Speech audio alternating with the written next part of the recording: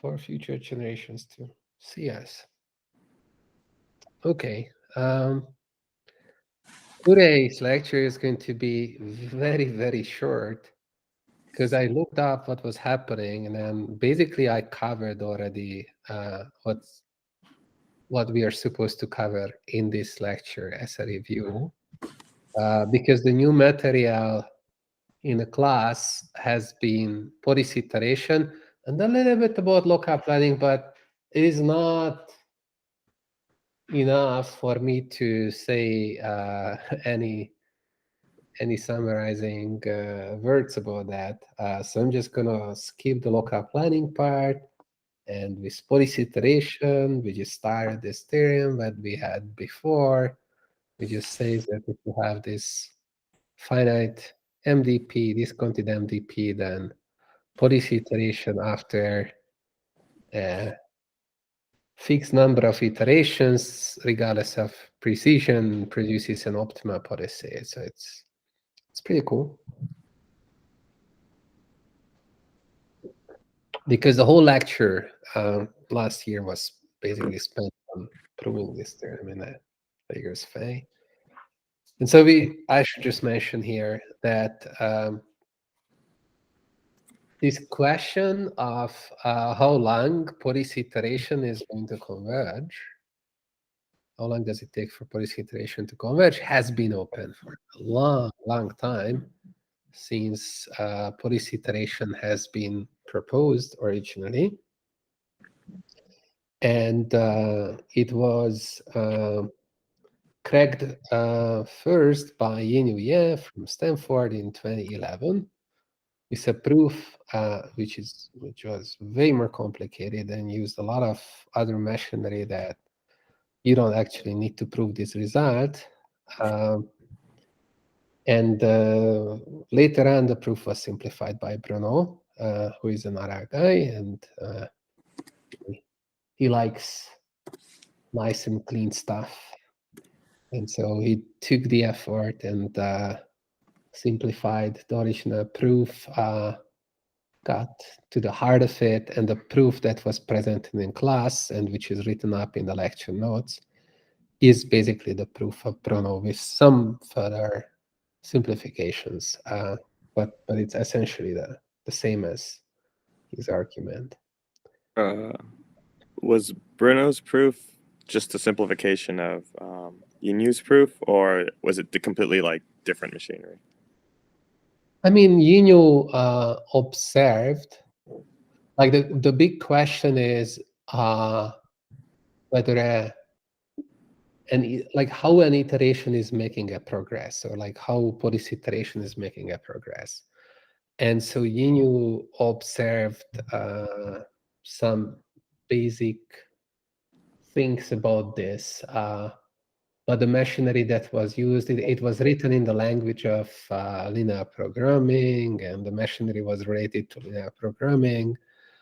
It was just unnecessarily complicated. And so Bruno just saw that you should be able to simplify it. This should just depend on that you have contractions, and shouldn't be much more complicated than a contraction argument.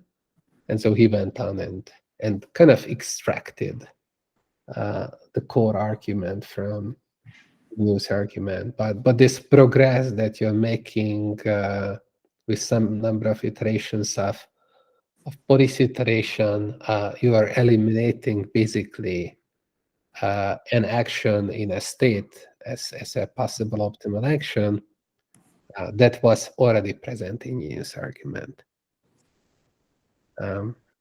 But maybe one lesson here is that, yeah, so whenever this happens, like someone solves a long-standing open problem, maybe the first proof is not the nicest and the cleanest, so it might be worthwhile to go in, read it, and try to rework it. It took Bruno quite a bit of time. So you can see that there's 5 years of delay between the publication of these two things. It's not that Bruno didn't work on anything else during this period, of course, but yeah, it took some time. And anyways, yeah, so the story here with value iteration and policy iteration is that people, like, it was just a common wisdom that policy iteration seems to require fewer iterations than value iteration. And it was well known that policy iteration cannot require more iterations than value iteration. That's super easy to show that. That's like a two-line basic argument. But to what degree policy iteration is faster than value iteration was not known. So that was the open question. Anyways, it's pretty cool.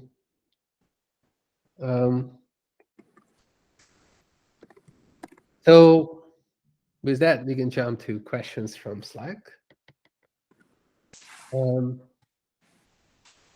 So Shuai, do you want to ask your question?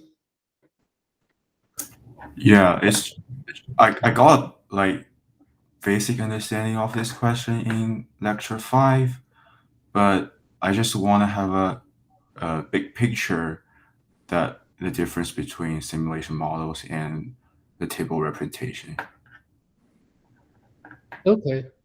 I mean, it's the bigger question of, but it's related to this discussion topic that I wanted to bring up, which is computation models.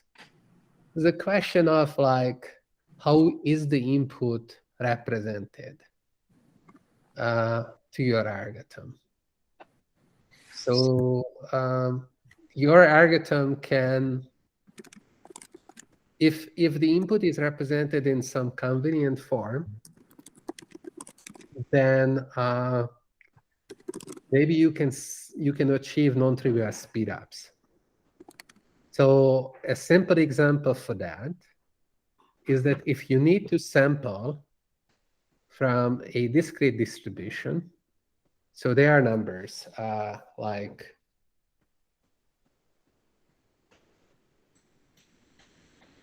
P1, P2, they're non-negative numbers, Pk, they sum to 1. So you have this vector, probability vector, and you need to sample an integer between 1 and k.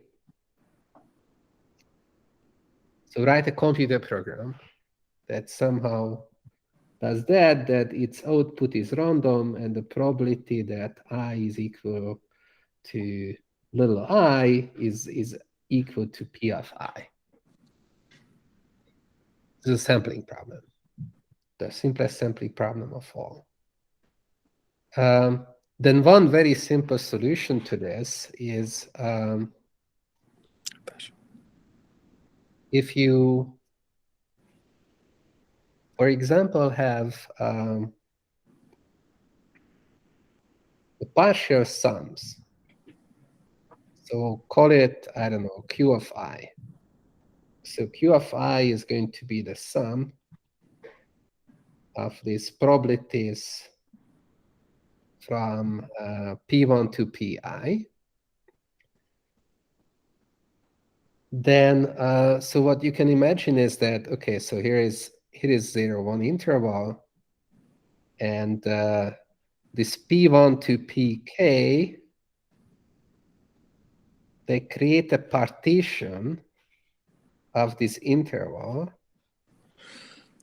into these subintervals, such that they are non-overlapping, or the overlap is just 1 point. The length of each subinterval is exactly equal to the respective number. And then a sampling algorithm, the way it would go is that you choose uniformly at random a number in the 0, 1 interval.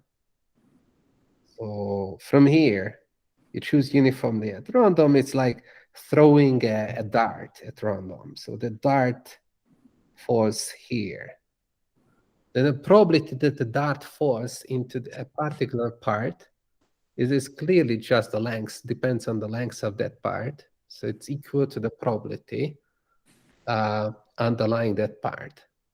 So the probability that the dart falls into this third interval is exactly P3, because the length of this interval is proportional to P3. It was actually P3 because everything is summing to 1.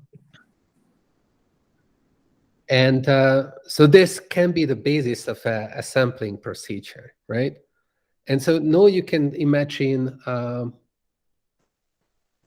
writing a computer program to implement this sampling by like calculating which interval the dart fall into. So the first thing the computer program does is that it draws a number between 0 and 1 uniformly at random. Let's call that a unit operation. So let's say the cost of that is just 1. So we are not worried about that. That doesn't depend on how big k is, right? Like it's independent of that. It's just a constant. And after that, you need to calculate where this dart falls. So the way you can do that is that you say, well, that is the ends of these intervals. So this is, I call this Q1. So these are these partial sums. This is Q2, and this is Q3, and this is Q4. And finally, this is Q5. You don't really need to calculate that. You can be sure that Q5 is just 1 in this example. And then you have all these numbers, and then you can write a little for loop and then stop whenever your selected number, the first time, is between Qi and Qi plus 1, right? Then return the index of I plus 1. And that is going to correctly implement this procedure of selecting a number uniformly at random. So what was the cost of this? What was the expected cost of this? It's of course a random cost, but the expected cost, for example, if you have uniform distributions, so let's say P1, Pk, they are all equal to 1 over k, well, it's going to be proportional to k, right? Like it's linearly increasing with k, because you have to run this for loop. It has to find this little interval. And so you can imagine that this is not going to be independent of k or like depend in a nice way on k. But like if you have more intervals, you pay linearly more. So the situation would be very different if this array of numbers P1 to P of k was given to you in some other way. So for example, you can imagine that someone pre-computes the partial sums, the Qi. Okay. Then so you don't need to calculate the Qi. Then you have a search procedure. Like you only need to search, right, for the first index, which is larger than the number that you drew. And that's like searching in an ordered array. So that's going to take log k time, right? So now you saved yourself a lot of time, right? Like instead of linear in k, you didn't have to calculate the qk. It was given to you. You have a sampling procedure that takes log time. So clearly, the way the input is represented is going to have a huge impact on how fast you can perform certain operations. So you Yeah. you pre-compute the sums, run your sorting algorithm at an upfront cost, and then from there, every time you want to sample your log. You don't need to run a sorting algorithm because Q keys are sorted, right? Because okay. Right. You just need to use a binary search. Right. So that's where the log k is coming. So if you have a sorted array to find the index, which is like close to your input, you can use binary search for that. And so there are other examples where, like clearly the way the input is represented is going to have a huge impact. And it's no wonder that the same happens in MDPs. I mean, so for example, with this idea, so if you read the construction for the lower bound that argues that S square A operations are necessary in a table representation for an MDP, it's because in the table some number is written. It's this needle in a haystack problem. So there is a one, there's one position when there is a one, and all the other positions are zero. Basically, you have to look everywhere. So this needle in a haystack was on the very first, or the zeros, homework problems. No algorithm can avoid looking everywhere if they need to find a needle in a haystack. But maybe if you can sample, then and you can efficiently sample, then you don't need to look everywhere. So, for example, if we have these probabilities, and we want to sample from this probability distribution, then like the sampling from the probability distribution can act as if it finds things. So if like you have this strange probability distribution when one of the indices is 1, and this pi, the i's position, you have a 1. Then if you have an efficient sampling algorithm, it immediately returns the I index, right? So it solves the needle in a haystack problem, right? But it's only because the input representation was changed. So very often, what happens is that we have to think about whether we can transform the input representation that we are working with, or we can start with an input representation that would allow a faster computation. So when it comes to, for example, working with large state space MDPs, then so maybe we don't need to look at all the states, because some of the states are going to be inaccessible from the initial state. And if you have a way of just like following trajectories in the MDP, then you will never encounter maybe a lot of the states, and a lot of the states are inaccessible. And so you have the structure, and then you can save yourself a lot of work. So that's the idea, that maybe if you have simulation access to an MDP, then you can save some of the work that you would otherwise need to do. So in the calculations specifically, underlying value iteration, or even policy iteration, or any of these algorithms, very often we are calculating an average of some values according to some discrete probability distribution. If you have an efficient way to sample, then averages can be approximated at uniform speed, regardless of how many different values you need to average over, right? Like regardless of k, if I have like a unit cost of just like sampling from this probability distribution, I just take a bunch of samples, average over the samples, and we know that this average is going to concentrate fast around the true mean, which we wanted to calculate. And with high probability, you're going to get a value that is uniformly close to this true unknown value. So you can see that, well, okay, sampling and averaging could potentially save you a lot of work. So that's kind of the story with how sampling comes into the picture. And then we want to take it to the extreme and see whether if you have, like the MDP represented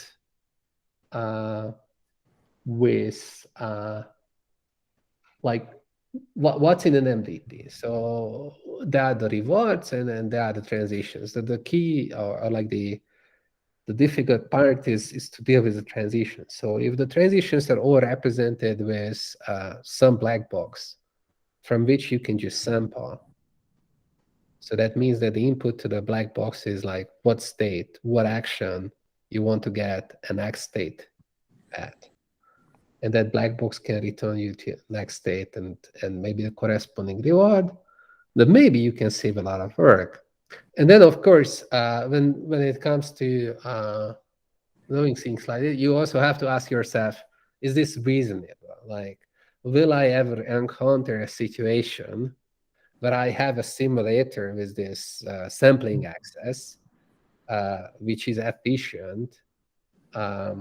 Is this a reasonable thing? And in this case, the answer is an obvious yes, right? We are writing simulators routinely that are doing these sort of calculations without ever enumerating all possibilities. Actually, this is more the standard way of doing things than the other way around. What's weird is if someone asks you for transition probabilities. Transition probabilities are a kind of like an afterthought.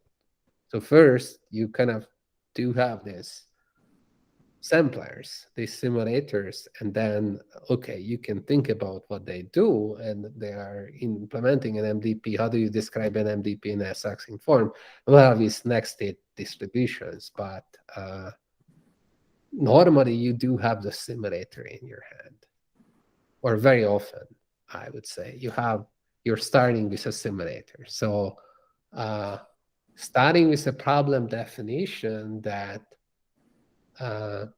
reflects reality better, and it has the potential of saving you compute cost. This is a great thing, right? And now the other thing should feel strange. Like, why would you ever think that your MDP is given a tabular representation? And if you think about, okay, so what problems people are trying to solve? They are trying to solve, let's say, robotics problems.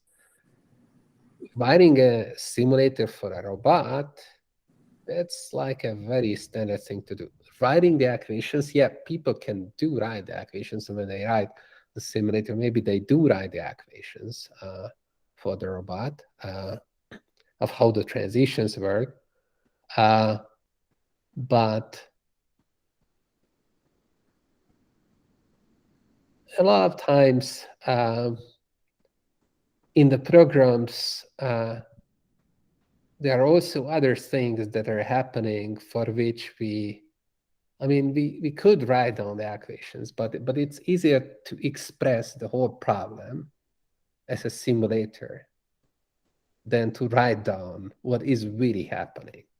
So for example, if we set out to solve the problem, the harder problem of feedback control based on visual input, we routinely write simulators where you are simulating the robot, and given the configuration of the robot and the environment and all that, you can compute what a camera would see from some perspective. Like maybe it's in the hand of the robot, maybe it's a camera from looking at a scene from the top. Writing the equations for that is like, yes, you can, but like it's pretty useless as a way of representing what the problem is. You can, but that set of equations is just like an eliminated rigid thing, and it's hard to imagine what you would do with those equations. How would you use them apart from writing a simulator? So in this case, I would argue writing a simulator and then assuming that the person who needs to develop a controller has access to a simulator is in a way just more natural as well.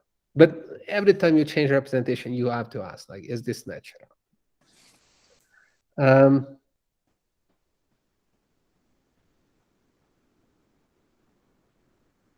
Okay, so I don't know. Is this a good enough answer?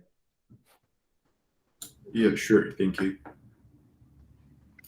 Was there any part of the question that I didn't answer, which is you think should or still be answered? Like transferring the methods like VI or PI from the tabular representation to simulation model, what price we need to pay. This is what the whole subject is about. So in a way, it's kind of funny. So we have this mathematical description of MDPs in terms of transition properties and whatnot. We develop algorithms using this mathematical description, as if this description was the input, like value iteration and policy iteration. But at the end of the day, we'll take the ideas underlying these algorithms and develop new algorithms based on these ideas that apply to the simulator setting. So we're gonna totally do this, like develop versions of value iteration, policy iteration, and other algorithms that apply to the simulation model. And of course, if you have a simulator, then like I think that one part of the question was that, well, one simple idea would be to simulate and then construct an empirical model and then do the calculations as if the empirical model was the true model.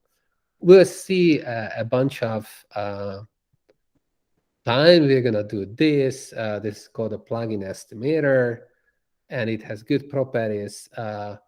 The story here is that there is again some very nice stability happening. So if you have an MDP, so there is a space of MDPs, and you have your MDP here. This is all MDPs. You have your MDP here, and then here are the values that you can read out for the MDPs for the optimal policy, let's say some initial distribution or whatnot. So this MDP gives you this value. If you perturb the MDP a little bit, then the value is going to perturb. But even if you calculate the optimal policy for this and apply it to that, but there is going to be some perturbation that goes some other way. So you're not going to get the exact optimal value, but you're going to get something close. So if these two MDPs were close to each other, then the values that you're going to get here are also close. We already had a result of this type. That's what it was saying, that if you take two functions, sorry, if you take an MDP, an optimal value function, and another function there, and you take the greedy policy with respect to that second function, then the value generated by the greedy policy is not going to be arbitrarily bad, as long as the difference between this approximation to the optimal value function and the optimal value function was small enough, right? So there's the graceful degradation property. And so that's the whole story. Like there is stability all the way. I guess that also jumps ahead and is going to answer this question. Jiamin, are you here? Yes, I think you basically answered my question by the last graph you drew. Right. But Yeah. Yeah, do you have any like other to add, or I can ask like further question following up? I think that we're gonna get homeworks. We're gonna get a lot of exercises related to this. But the contraction arguments that you have already learned about, they are the bread and butter. So like you are perturbing a little bit the transitions. The results of all these calculations are perturbed accordingly, but only by a little. And the contraction arguments ensure that if you have a slightly inaccurate model and you're solving for an optimal policy in that slightly inaccurate model, then this policy in the original model is not going to be a really bad policy. Okay, thank you. Yeah. So, I just want to like ask, when could we try to compare the method that make use of an inaccurate planning estimator versus method without planning estimator? Like if we estimated this planner, would it be like beneficial? If we estimated what? Estimate the model, like estimate the MDP. Sure. Then what? Then would we get like a better result compared with those methods that didn't estimate the MDP? Well, it only depends on whether your estimate is going to be more accurate in a meaningful fashion or not than the nominal model that you started with. So you can imagine cases like you start with a simulator and nothing is adjusted in the simulator, and you plan with it, and then you collect some data, but you didn't collect a lot of data. And if you then train a very general model, then maybe it's going to really badly overfit the data that you generated, and that there wasn't a lot of data. And your estimated model is going to be just worse than what you started with. So it's like there is no universal answer to this question. We expect that if you collect more data in the limit, if you have good representations, then things should be improving. But to what degree this is going to happen, it's well, it may or may not happen, right, for a given setting. Okay. Thank you. Okay. Yeah, you're welcome. All right, Axon. Yeah, should I ask it here? Do you want to ask the Yes, question? like say the question. Should I say the question now? Yeah. Okay. So basically, I was wondering if there is any kind of structure in the policies that we see along the way as we're doing value iteration in general, or in an interesting subclass of MDPs, so that we can reuse information from previous policies in the next iterations of the loop. So in like here in that algorithm in the nodes, we're doing a heavy computation in every iteration to like compute the value of that policy, and then we throw it away, go to the next policy and do it from scratch. Right. Yeah. So that's maybe for policy iteration, because you also mentioned value iteration. Maybe for policy iteration, I meant makes a policy. little more sense. So we are generating this sequence of policies, and then we evaluated them before. Yeah. So people are trying these warm start ideas and whatnot, and they probably do not hurt. I guess no one really knows whether they're great help or not, or they are just like, fringe cases where they do not have at all, and then most of the time they do have. I think that generally, if you can do something and you can you can do something in a way that you're not losing but potentially winning something, then you should be choosing that way, right? And so these algorithms are usually based on the idea that you not only you're not going to evaluate the policies in an exact fashion, right? So policy evaluation means solving a linear system of equations, and maybe that is too expensive to do. So you are going to be a little bit lazy about it, and then you develop an iterative method. So for example, you could just like iterate the policy evaluation operator on the top of some value function that you already had. And there a natural idea is to start with the value function of the previous policy, that was, or like, estimate of the value function of the previous policy. And since in these iterations, the cost of the iteration depends on how close the initial estimate is to the final desired outcome that you want to compute.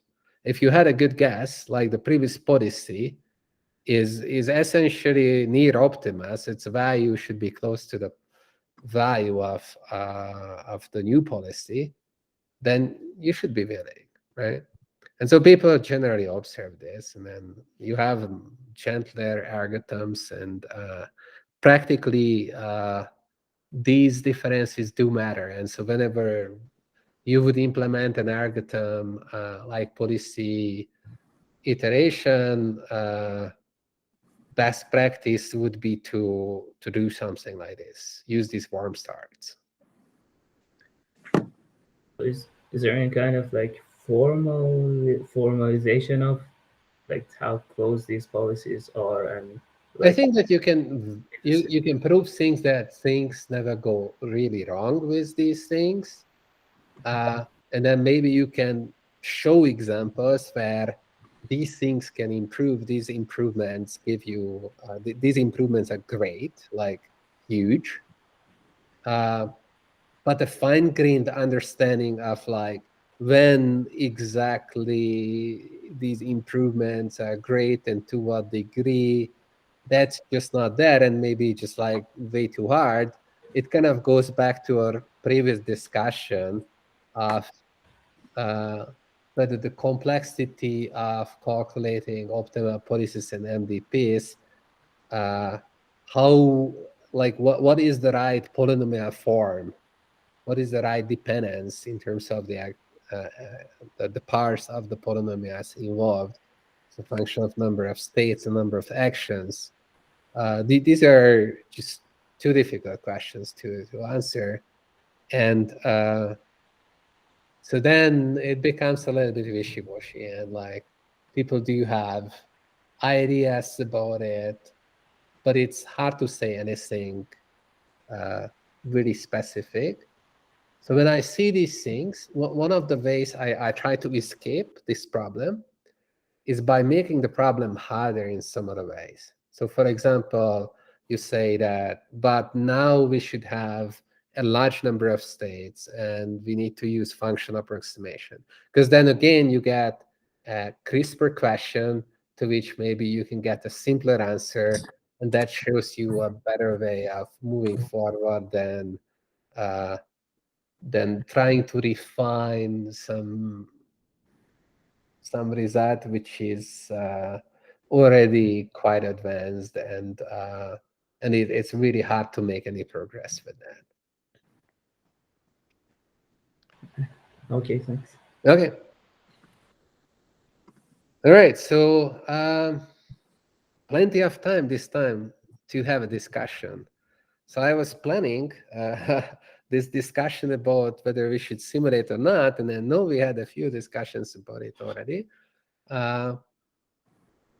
So it's I think a great time to do this discussion in breakout rooms. Kushagra, you wanted to say something? We can't hear you. You're muted. Sorry. Can you hear now? Yeah. Yeah. So I had a question regarding the simulator for an MDP. So basically, this simulator is like a zeroth order noisy oracle, right? Well, I guess you're borrowing terminology from optimization when you say that it's zeroth order. In optimization, people try to make gradients of whatever, and then they're distinguishing between whether you have gradients or you don't have gradients. So yeah, if you insist on using this terminology, this optimization terminology, then definitely this is zeroth order, and there is also noise. So I guess my main question is, how would a first order or like a higher order simulator or oracle look like? And would we get any like benefit of using like Right. a higher order? So maybe, okay, so this is a question that is highly relevant for when we're talking about what representations do you want to assume and what representations are we willing to work with.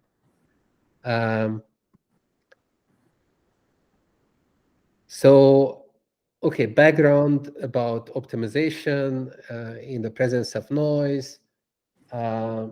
People distinguish different models where the function to be optimized can be accessed by a black box whose input is like the value where the black box is queried, and the black box could return.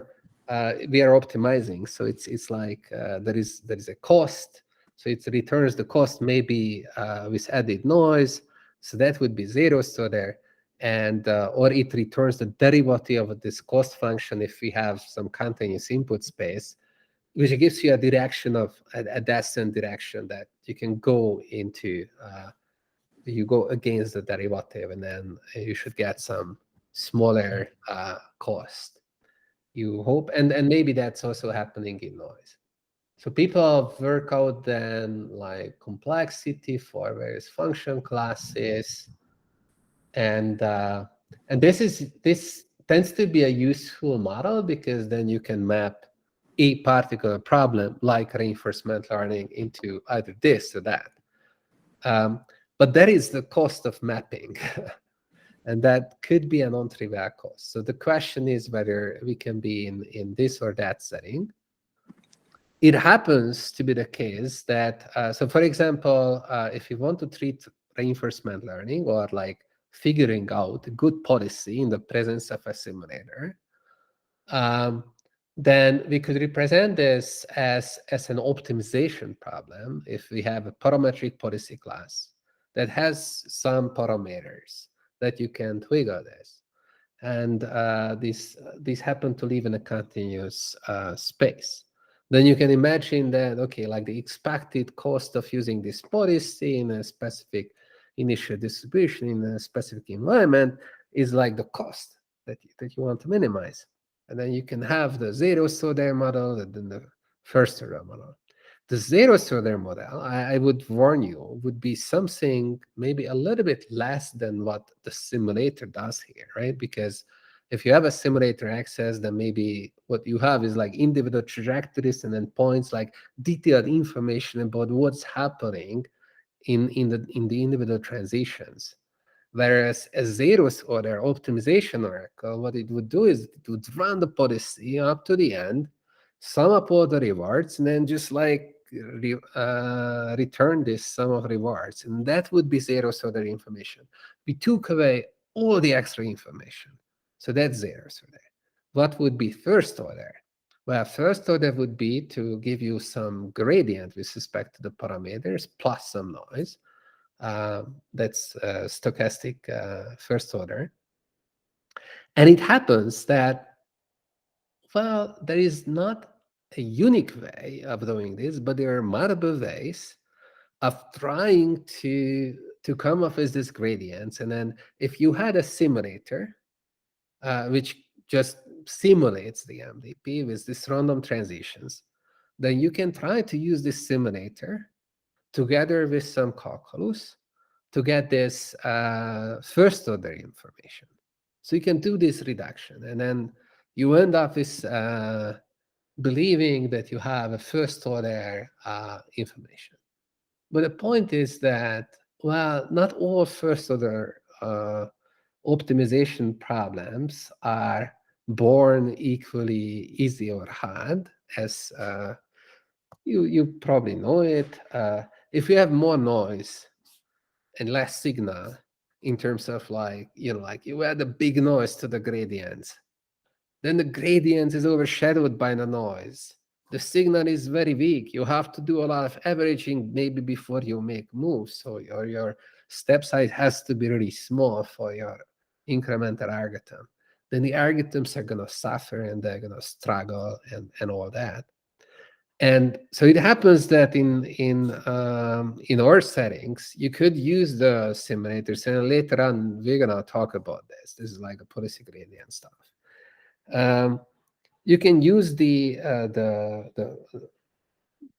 basic MDP simulators to come up with this first order information, but it can be borderline useless. It can be very, very little, and maybe it's not much more signal than the zero. So that in a way, it can't be, right? Because we are using like the underlying problem, like the underlying simulator didn't change, right? Like the whole chain of things, the tools, the this is still it's not inherently calculating your gradients. We are the ones who are trying to use simulation to calculate gradients to various degrees of success, and so that's pretty challenging. And it's not necessarily true then that it's not sufficient to just like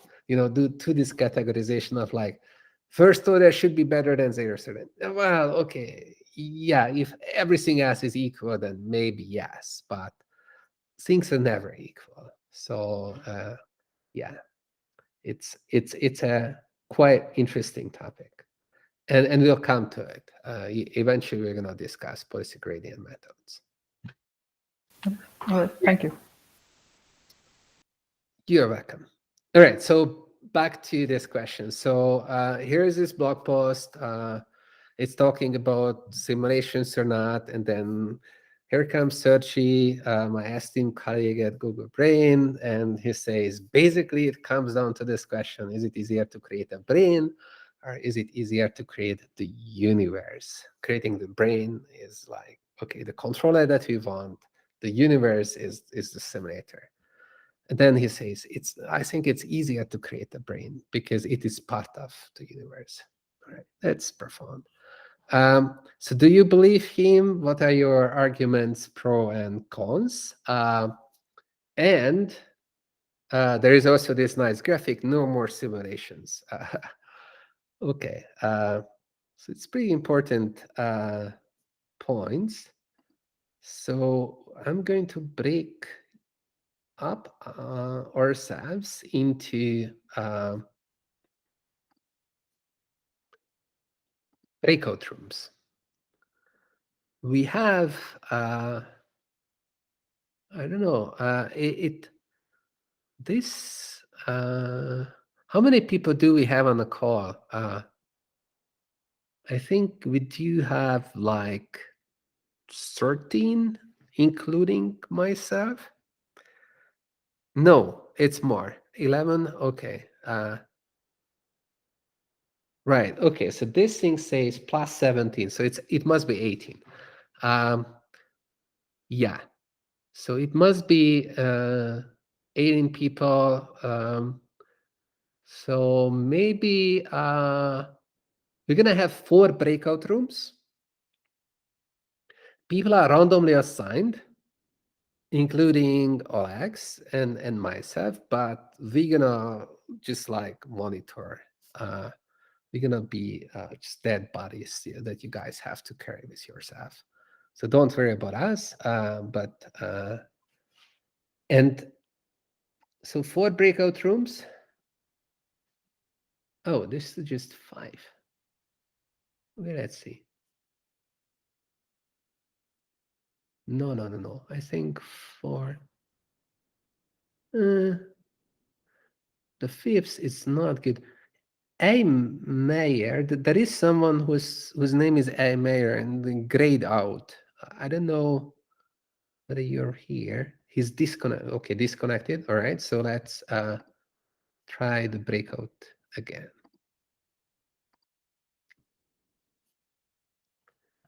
All right. So we're gonna go with 4. Yeah. Okay. A Mayer keeps. Okay, can we kick off whoever A Mayer is? Okay, let's see. because he's assigned to one of the breakout rooms. Okay, I don't know how to do that. Sorry guys, novice person here.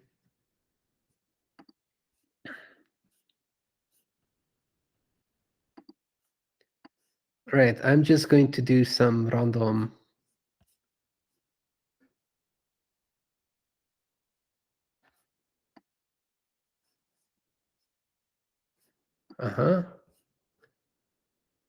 Okay.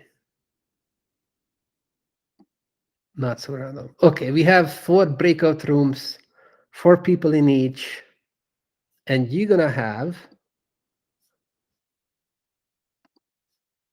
5 minutes. 5? 4 people? 6 minutes. 6 minutes. All right. And after 6 minutes, the call is going to be over. You return to the main. Okay, so I give you 1 more minute. 7 minutes. Ooh. So after 6 minutes, you should really think that, okay, this is, we need to wrap up. So first of all, like, when you come back to the main room, someone from each of the breakout rooms should summarize what they learned during the 6 minutes. Okay, so some points. It doesn't have to be perfect. It's like, wow, just have some fun. All right, so we're gonna share some ideas, and we'll have a discussion in the main room around these ideas.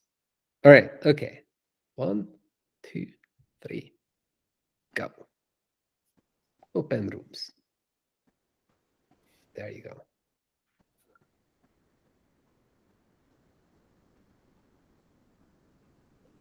Jincheng, you also are assigned somewhere.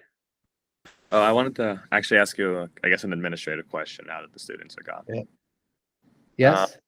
I guess we are at 16 people in the course, which is good. Yeah. But 12 submitted assignment 0, and then the drop deadline is tomorrow. Should we just make a quick notification that we suggest you drop the course? Because I don't think we can force anyone to leave. Does that make sense? Yeah. And if someone wants to stay, how many people submitted 0 assignment? 12. 12. And there are 16 enrolled. I mean, like, I can make a. Well, whoever. Okay, so maybe the suggestion is that if you didn't submit and you want to make a case for staying in the course, then you have to talk to us. Sure, I can say that. The only reason I brought it up was the deadline's tomorrow, so I guess after that our hands. Yeah. Maybe remind people that this is the deadline. Oh, okay. I'll do it on Slack. Sorry, on Slack, and then on the course website, just so people see it. Okay. Yeah. That was it. Yeah, sounds good.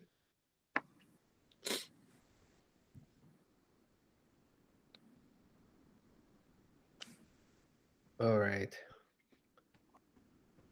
Been up to ICML stuff as well, I'm guessing. What have you been up to lately? Family time? ICML? Yeah. I mean, yeah, I'm also giving a talk Oh, on Wednesday. Well, it's about the same topics, but I keep rewriting everything and then where? try to figure out new things. It's virtual, Wisconsin.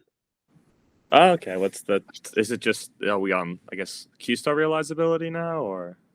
Yeah, certain things around that, right? So I'm trying to rework this talk into something meaningful that I had.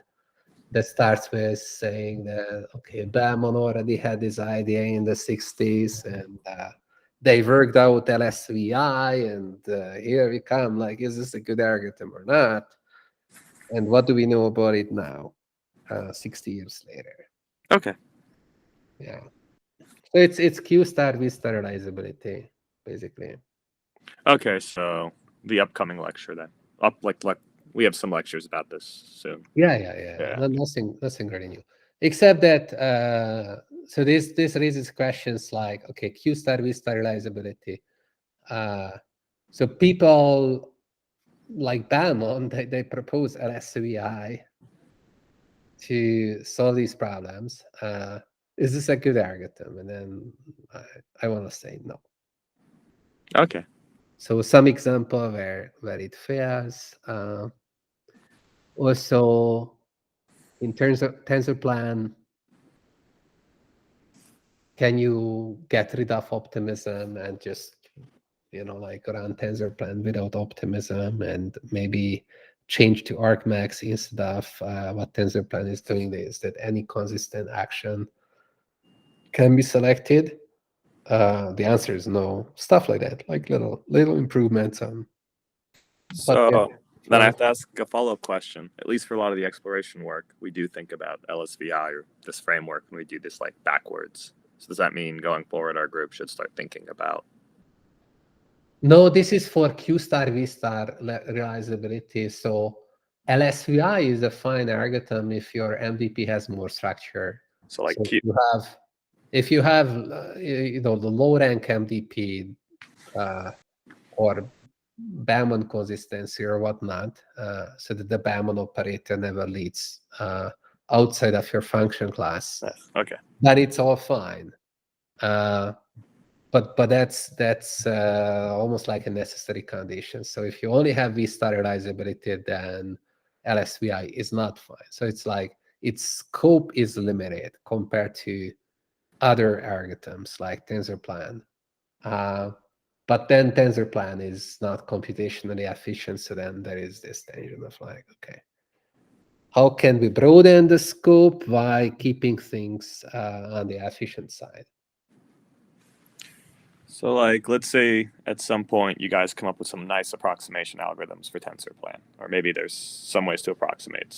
Maybe there aren't. I have no idea. Yeah. I think most of the people I talk to are betting on that this is not possible. Ah, okay, never mind then. Yeah. It's likely that it's not possible. So I don't know. So there is this line of work that we were doing with Bo, where noise gives you the free lunch. Yeah, I saw that, but that didn't solve the planning problem. That just solved the finding an optimistic model problem. So I actually meant to ask you, does that problem solve, because you have this two-step, like you have to find an optimistic model in your model class, but you can only do this by planning, coming up with the value function, checking the value function, and then kind of trying to find the space in your confidence set, this model in your confidence set that has like nice high value. Right. So again, if you are willing to make more assumptions like the low rank okay. So it's already like making a lot of assumptions. So that paper didn't solve that, but we're working with some follow-up with some guys on a follow-up that will try to address this. So because here already we are making a lot of structural assumptions, right? So this noise of these very convenient forms, it gives you this low rank structure, though only in an Arcadia space. And then you should be able to run LSVI UCB, right? But with Bo, we were kind of chickening out, and we were not doing that. What do you mean run? You mean like takes advantage of some structure in the noise to give you an optimistic model and then run LSVI to solve that model? So LSVI UCB, one way of looking at that, but okay, we have to take this offline. You add reward bonuses, and then just with reward bonuses deal with the whole thing. All right, everyone's back. Good. All right. So only you know who were in the breakout rooms. Well, I forgot to say, time is short, but I hope that you introduce yourself to each other. Anyways, yeah, sooner or later, we learn about everyone. Oh yeah, and we're not going to be physical anytime soon, like you heard, right? So or plans of like coming together and just enjoy some physical space together is not going to bear some fruits anytime soon. Anyways, so that's postponed. But okay, so breakout room number 1, like, you know who you are? You got some room numbers, right? Good. So who's going to be the speaker for that room?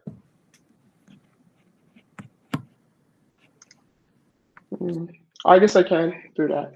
Okay, good. Okay. So go. I think we have some points about this simulator or not issue. The first thing is that I think we came to the conclusion that if the environment is consisting of other smart agents, like as smart as the agent that you are going to create, then it's harder to create the environment, because if your environment doesn't have, like if it doesn't have access to that completely smart agents, then your environment wouldn't be perfect. So it's the first issue. But if the environment is like a single agent, or at least the other agents are not necessarily as smart as yours, so in that case, it could be easier to create the environment. Yeah. And we have another point that was if you are going to like the general issue about learning online or offline, like it is necessary for a truly smart agent like a brain to be able to learn online. So a simulator is not necessarily an online thing. Like it offers you with some perks, like restarting to every state that you want or things like that. That is not possible in a real world. So it would be like more reasonable to learn in real world or based on real data compared to a simulator in that sense too. Yeah.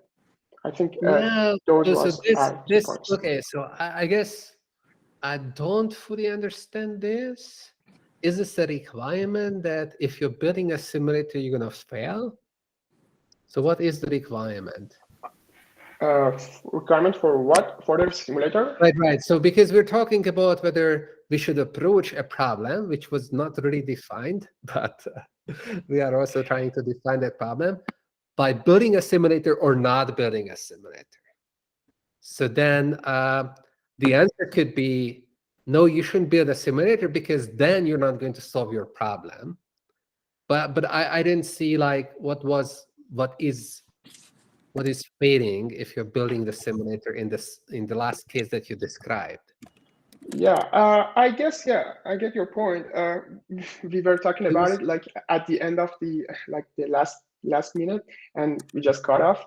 Okay. But I Not think in- the point, at least based on my viewpoint, is that I can like clearly separate a simulator and a model.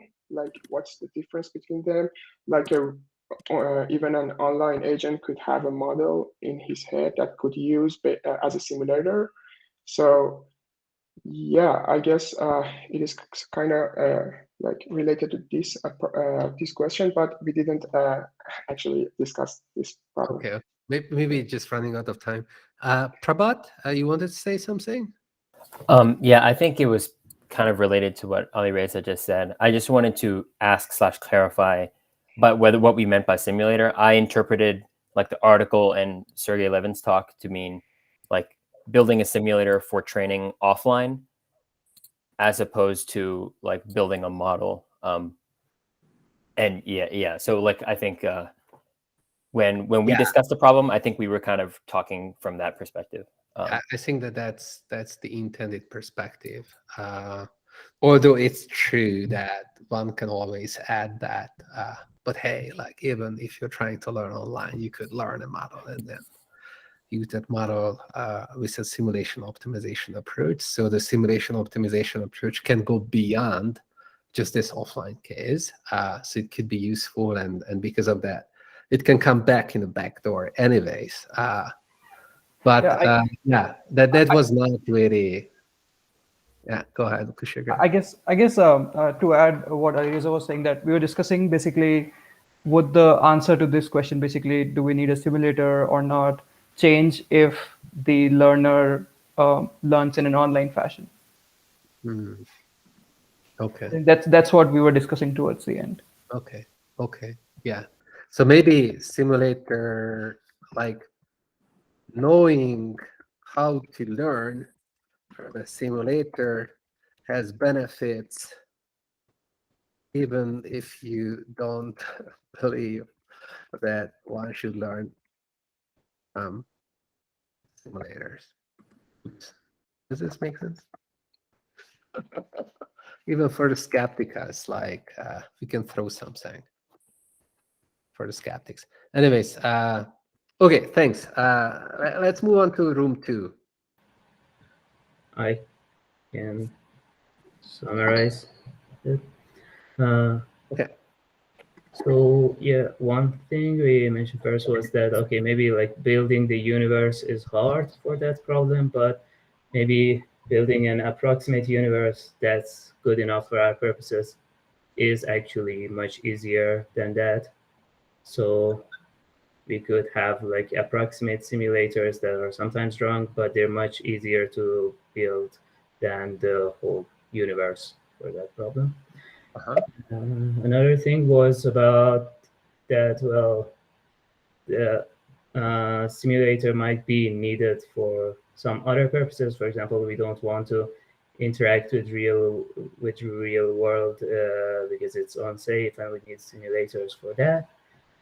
And then after that, we were also just talking about, okay, well, how does a simulator that the agent itself learns instead of being given beforehand fits into this picture? We didn't have much time to like reach a conclusion for that, but we were also saying that, okay, well, also like discussing that the agent can also learn a simulator for itself from real data and maybe get some benefits from that simulator that it has learned.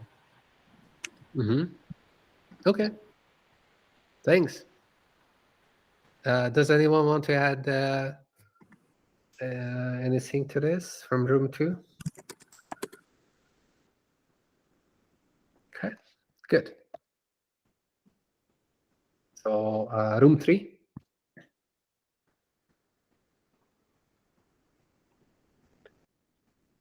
I guess I can speak for the group. Okay. So we discussed.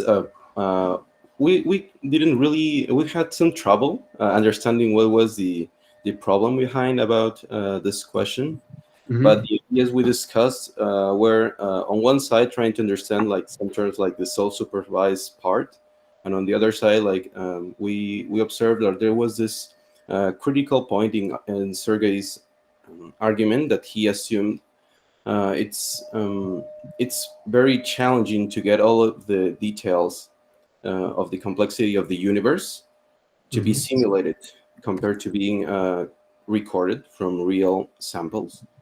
But it doesn't compare to the actual cost of getting this real world data, which is very difficult for to collect for to get an accurate policy.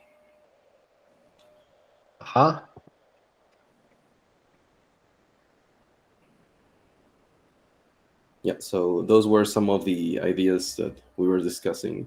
Actually, yeah, we the time run off very quickly, so yeah.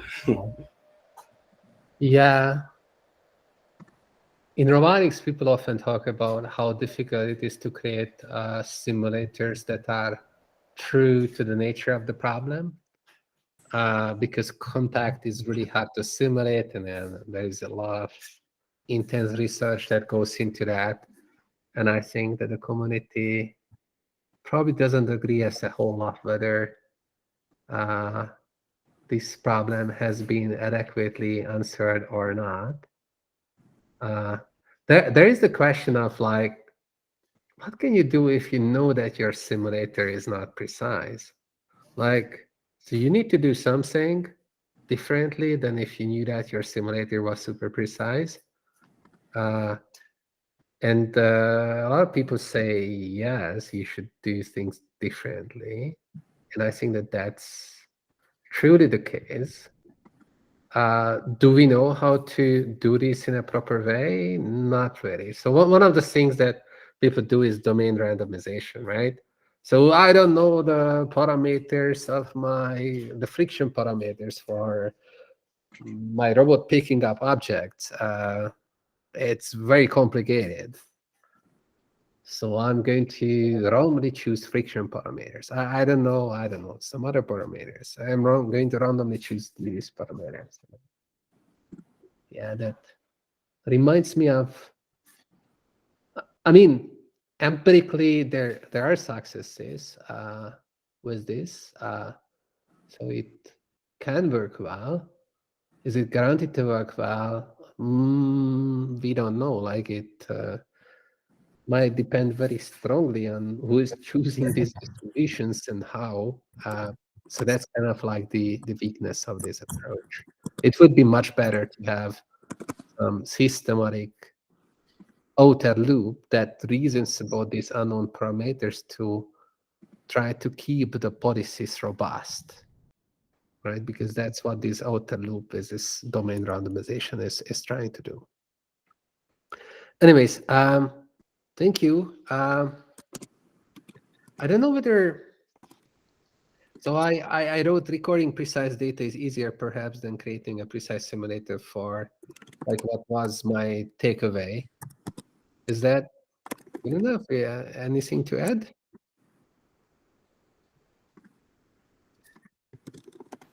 No, I think there's not. That's all. That's all. Okay. All right. Good. All right. So that's room 3. Room 4.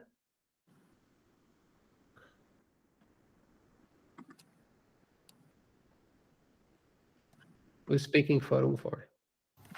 Okay, I can go. So I think we had two main viewpoints. One agreed with the statement that it's easier to make a brain because it's part of the universe. And I think for that, it was kind of. So wait. So what's the logic of that argument? Like, can you expand it? Is it obvious, or does it need an argument? Yeah. So I can try and argue for that. So I guess you can try your best to simulate the world, but it's never going to reach the sort of full fidelity of the real world. And presumably for like reasons like the fact that there's other smart agents sort of can support that, in the sense that if you could make a brain for those smart agents, then that's like a sub requirement, I guess you could say, for building a full-fledged version of the universe. And so maybe you can get a long way there, but you're not going to get the full way there.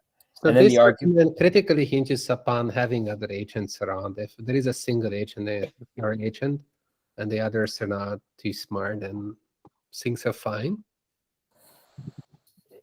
I would argue that it's still going to be too difficult. Like, you know, for example, like with the AlphaFold, right? It's like that was an example where, you know, simulation can cost, it's just prohibitively expensive, right? So we kind of know that, at least from a computational point of view, truly simulating the real world can get really high.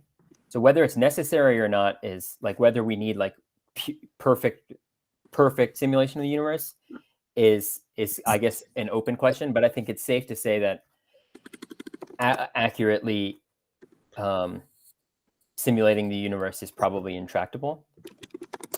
And then probably intractable. Yeah. I mean, I'm trying to be as diplomatic as possible here. I would say it's almost definitely intractable. It's not only impractical, it's impossible, right? Right. And so I guess from that point of view, then we could argue that, you know, whatever that delta is between how perfect you can get and actual perfection, that you're going to need some amount of real world interaction to sort of overcome that. So do you have any evidence that you actually need a very accurate model of the environment to get meaningful outcomes? Well, I think a lot of there's not a lot of examples of things that are able to train purely in simulation and execute in the real world. there are examples, I think, like the OpenAI's Rubik's Cube thing was able to train purely in simulation, but they did have to have a lot of extra things like their automatic domain randomization, stuff like that, to make it work. And that's it's still a very close problem relative to, what we would consider to be the real world, right? It is an example of using simulation with a ton of compute and not having to train in the real world, but they still have to add something extra to only be able to train in simulation. And it is, relatively speaking, still a very small problem in the real world. And I guess one more example we could say, I think this is the case for self-driving. I'm not too sure, but I think this might be one of the reasons why self-driving is still, like, the distance is still sort of beyond what we can do now. And maybe it's because that even if we have a ton of data, there's still that extra amount that we can't do. But I'm not super well informed on self-driving. The other viewpoint was that it's very difficult to simulate both. So the other viewpoint disagrees with this, and it's that the universe is very difficult to simulate, but the brain is also very difficult to simulate. And so because they're both very difficult, then we sort of look at it from a practical point of view, and at least we have like rules that we know work for the universe. And even though those same rules might still apply to a brain, we still don't have like the pipeline down in terms of actually have manifesting an actual brain, whereas we can at least do that to some degree for real world things. I think this is super important because maybe the code for the brain is much shorter than code for the universe, but maybe we have more access, like more information about the code of the universe or the environment that needs to be simulated than about the brain itself, right? Like it's that is the length of the code that you need to produce, and that's one thing. But the other is like, do you know how to write that code? Right? I think that's a super important difference. Maybe we do have a lot of knowledge about how to simulate environments, but we don't have a lot of knowledge about how to build brains. Anyways, I said that was a very, very good point.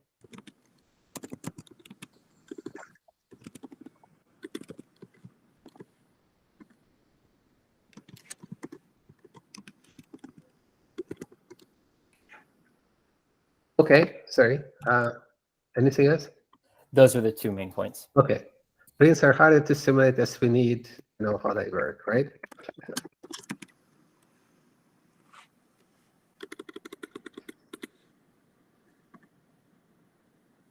Yeah, and so yeah, like what it is the another thing that maybe it's easier to debug a simulator than a brain. That's my translation. Yeah. I think building simulators and trying to create brains by exposing them to simulators is an interesting way of approaching the problem of building brains or computer programs or whatnot that are doing these useful things, which has unique benefits as opposed to doing things the other way around. But then also, like as it was raised here, there are some potential limits to this. But some of these benefits, which maybe didn't come up, are that maybe we can generate a lot of data much cheaper this way than I mean, this was actually mentioned by room number one a little bit, that it might be pretty expensive to get by the data that you actually need to understand the world, whereas maybe building a simulator is just much cheaper. So I think that's an important point. And yeah,